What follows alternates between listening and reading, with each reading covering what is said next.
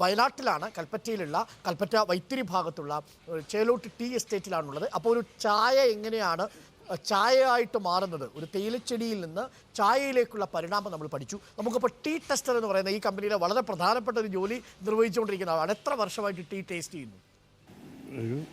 ഞാൻ എസ്റ്റേറ്റിൽ 50 വർഷമായി. ഈ എസ്റ്റേറ്റ് 50 വർഷം ജോലി ചെയ്യുന്നു. ഒറ്റപ്പണിയല്ലേ ചെയ്തുകൊണ്ടിരിക്കുന്നത്? അല്ലല്ല, ഫീൽഡിലുണ്ടായിരുന്നു.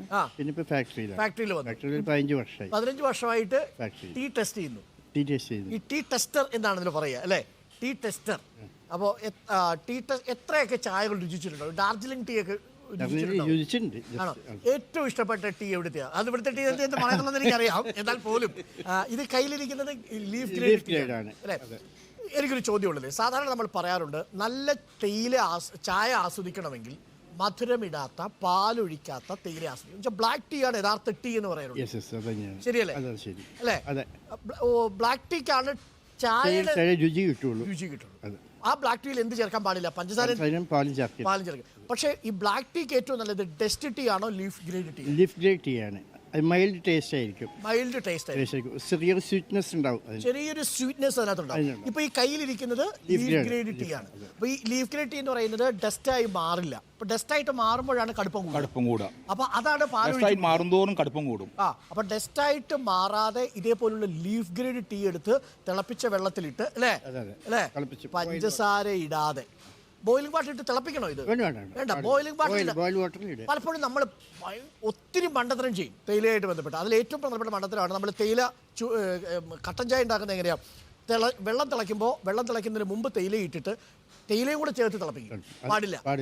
പകരം എന്താ ചെയ്യേണ്ടത്? ബോയിലിംഗ് വാട്ടർ, തിളച്ച വെള്ളത്തിൽ ഗ്യാസ് ഓഫ് ചെയ്തിട്ട് എത്ര നേരം വയ്ക്കണം? 3 മിനിറ്റ്. ഒരു 3 മിനിറ്റ്സ് ഇട്ട് വയ്ക്കുക. ലീഫ് ഗ്രേഡ് ടീ ഇട്ട് വെച്ചിട്ട് നല്ല ഒഴിച്ചങ്ങോട്ട് കുടിച്ചോണ്ടല്ലോ, പഞ്ചസാര പോലും ഇടാതെ ഇങ്ങനെ ഇടയ്ക്കിടയ്ക്ക് കുടിച്ചോണ്ടിരിക്കുക. നല്ല ഉന്മേഷവും കിട്ടും, ആരോഗ്യത്തിന് നല്ലതാണ്, ഹെൽത്ത് ബെനിഫിറ്റ്സും ഉണ്ട്. അപ്പം ടീയുടെ പ്രിപ്പറേഷൻ എന്തായാലും മനസ്സിലായല്ലോ. അപ്പോൾ അങ്ങനൊരു പുതിയ ഇൻഫർമേഷൻ കൂടെ കിട്ടിയിട്ടുണ്ട്. ഇതെല്ലാം പറഞ്ഞു. ഇനി ഞങ്ങൾ വന്ന കാര്യം കൂടി പറയാം. ഇവിടെ ആരും ജയിക്കും എന്നതാണ്. പക്ഷെ ഒരു ടീ എസ്റ്റേറ്റ് മാനേജറോട് ചോദിക്കാൻ പറ്റാത്ത ചോദ്യമാണെന്ന് എനിക്കറിയാം. മത്സരം വളരെ ശക്തമാണ് അല്ലേ? ഇതവണ രാഹുൽ ഗാന്ധി ആനിരാജ്, കഴിഞ്ഞ തവണ വരുന്നതിനേക്കാൾ ആനിരാജയും കൂടി വരുമ്പോൾ മത്സരം കടുത്തതായിരിക്കും അല്ലേ? അങ്ങനെ തന്നെയാണോ പൊതുവെ? അങ്ങനെയാണ്. എന്തായിട്ട് അഭിപ്രായം? ചേട്ടൻ ഇവിടുത്തെ ട്രേഡ് യൂണിയൻ ഭാരവാഹി കൂടിയാണ് അല്ലേ? എന്റെ പേര് രാമേന്ദ്രൻ. നമസ്കാരം. എങ്ങനെയാ മൊത്തത്തിലൊരു സാധ്യത? രാഹുൽ ഗാന്ധിയാണ്. പക്ഷെ കഴിഞ്ഞ തവണത്തെ പോലൊരു സാഹചര്യമല്ല അല്ലേ? സാഹചര്യങ്ങൾ മാറി, സ്ഥാനാർത്ഥികൾ വന്നു. പ്രധാനപ്പെട്ട സ്ഥാനാർത്ഥികളാണ് വയനാട് മത്സരിക്കുന്നത്. രാഹുൽ ഗാന്ധി മാത്രമല്ല, കെ സുരേന്ദ്രനുണ്ട്, അവിടെ ആനി രാജയുണ്ട്. അപ്പോൾ പരമാവധി വോട്ട് പിടിക്കും എന്ന കാര്യത്തിൽ സംശയമില്ല. അപ്പോൾ താങ്ക് യു. നമുക്ക് ഒരു പാട്ടും കൂടി ഒരുക്കിയിട്ടുണ്ട്. ആ പാട്ടും കൂടെ കേട്ട് നമുക്ക് അവസാനിപ്പിക്കാം. നമുക്ക് മുമ്പോട്ട് നടന്നാലോ? അപ്പോൾ നമ്മൾ ഈ കാഴ്ചകളൊക്കെ കണ്ടു. താങ്ക്സ്. അപ്പോൾ ഇതിപ്പോൾ എത്ര വർഷമായി കാണും നമ്മുടെ ഈ എസ്റ്റേറ്റ്? 100 വർഷം ആയി എസ്റ്റേറ്റ് പ്രവർത്തിച്ചു തുടങ്ങി അല്ലേ? അപ്പോൾ 100 വർഷം പഴക്കമുള്ള ഒരു എസ്റ്റേറ്റാണ്. അവിടെ നിന്ന് ഒരു ഓർഗാനിക് ടീ, ഇവിടെ എനിക്കൊന്ന് ഡസ്റ്റ് ടീ ഉണ്ടാക്കില്ല, ഒരു 2% മാത്രം ഡസ്റ്റ് വരും, അത്രേ ഉള്ളൂ. ബാക്കി ലീഫ് ഗ്രേഡ് ആണ്. സാധാരണ കട്ടൻ ചായ കുടിക്കുന്ന ഒരു കമ്മ്യൂണിസ്റ്റുകാരാന്ന് പറയാറുണ്ട് പണ്ട് കാലത്ത് പറയുന്നത്.